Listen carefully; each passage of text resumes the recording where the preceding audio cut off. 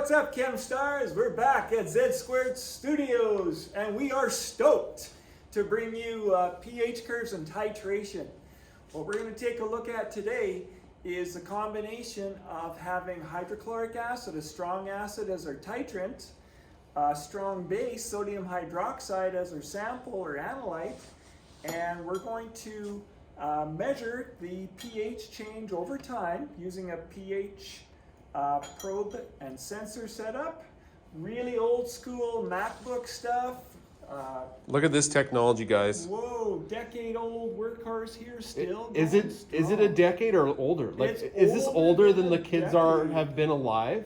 Oh, it's pretty close. We're getting to that, hey? We're getting to that. It's pretty close. I'd say 03, 04, you bet. They're babies. In addition, we're going to use our indicators, acid-base indicator like bromothymol blue, just to review that concept. Test you on indicators, not really required once you have a digital probe, but we've got 2 for 1 and incorporating all kinds of great analytical chemistry skills. Alrighty. Late in the semester here, and Mr. Zed still doesn't have a haircut, folks. I don't. I know the hair salons have opened up. I just haven't made an appointment yet. And Z-Dog has been teasing me about how crazy my hair's been getting. So I just got some pencils here to show you one of my superpower as my hair grows is I can stick things in my hair. 2, 3, 4. This is not even a pencil. I don't know if this is off your desk. 5, 6, 7, 8. That's all I got. I could probably stick the pipette in there. Folks, you cannot see any of these items. It's amazing, tricky stuff. Woo! I think I'm going to let it grow for another month and just see what happens. Maybe I'll just keep letting it grow. And I'll be like a beardless Bob Ross when you guys get back. Okay, anyways, on with the titration. So we're going to be using 10 mils of sodium hydroxide as our sample.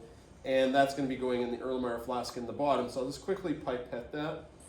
One of the cool things about acid-base titrations that the kids really like, and it's so unfortunate you guys don't get to do this, because one of the fun things about it is you don't have to be crazy slow when it's time to titrate. You just let her go when you've got the pH probe in there.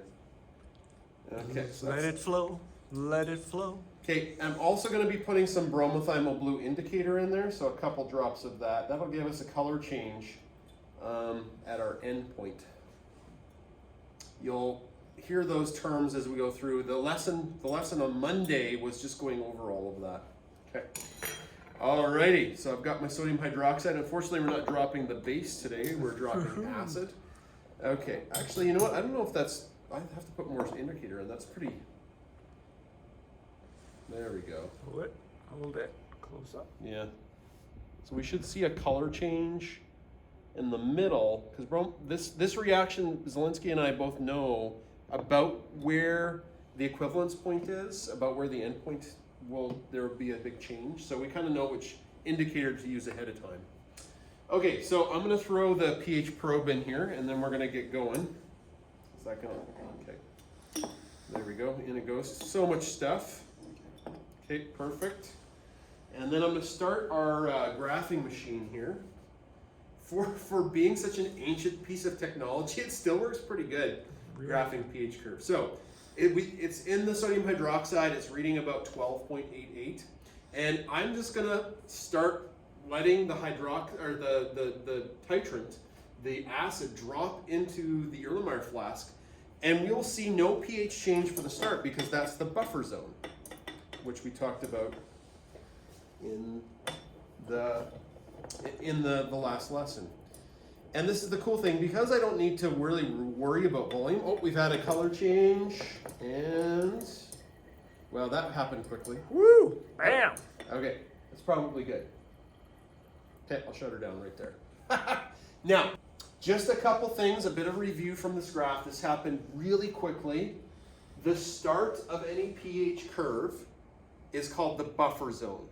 There's no change in pH, because basically the hydrogen ions are fighting it out, they're switching about, and there's not enough change, there's not enough of the acid to neutralize the base, or there's not enough base to neutralize the acid.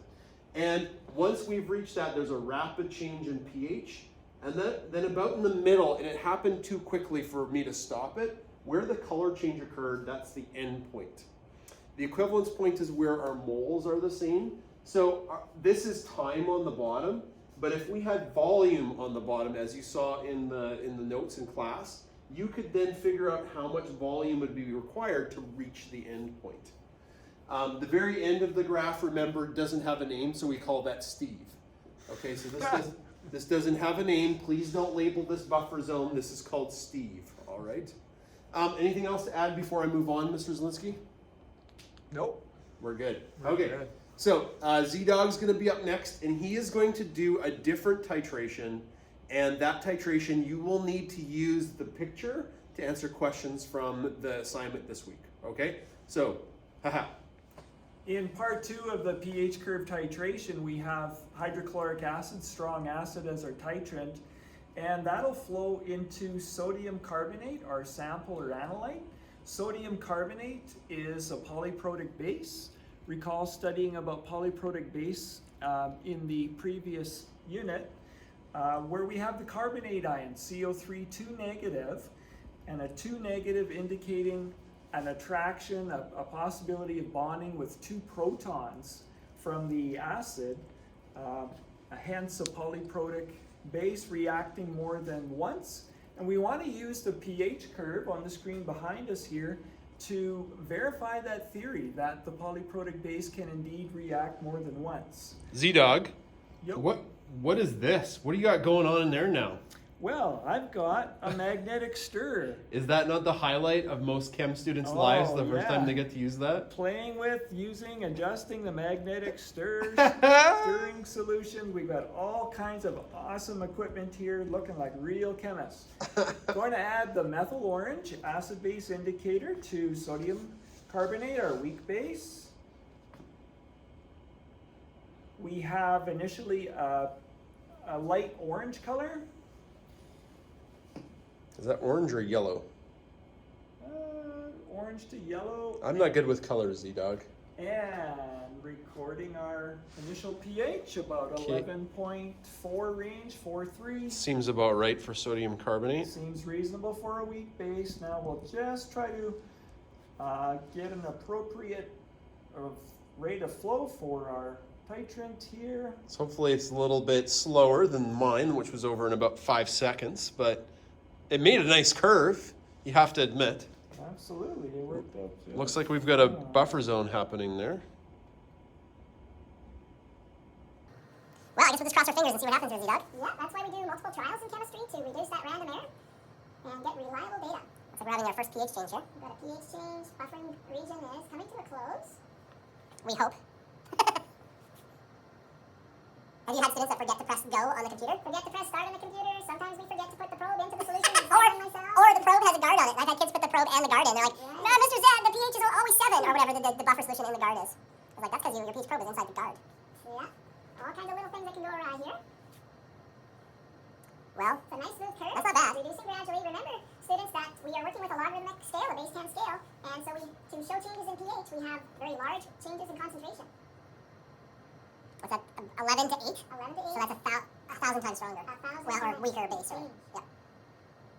Got a nice smooth curve being generated here. The use of the magnetic mixer, the stir bar, and the magnet produces a uniform solution that gives us some nice smooth viewing data. Yeah, especially if you're dropping the titrant directly on the probe, you get crazy janky data, because every drop just spikes it and then it mixes and anyways, that's another, oh hey, that's looking good. This is looking great. We're into our second buffering region here. We talked in the notes how the buffering regions of weaker systems aren't as pronounced as stronger systems, and I think we're seeing that here. Okay, or maybe not. What do we got here, Mr. Zed? That's a pretty pronounced change. That's good. You got a color change there, Z-Dog. Woo! We have gone from lightish orange, yellow to orange to full red. Yeah, and it looks like we're getting a Steve on the board there. Yeah, not a buffering region at the end, folks. Do not be fooled. Yeah, the end of a buffer region, it has no name. Like a street in a U2 song. Streets have no name. There we go. I knew Zelensky would get that. Where the streets have no name. You guys at home. Okay, so man. All right, what do you think? I think it looks pretty good, Mr. Zed. Okay, so I'm gonna zoom. I'm gonna zoom in on this. You will need to answer a few questions. You will have to answer a few questions on the assignment on this. Can we say that whole front part there is a buffer zone? Like just because there's a bit of a weird curve, like that whole thing, hey? Right here, folks, this would be buffering region number 1. Awesome. Thanks, Z-Dog. Chem out.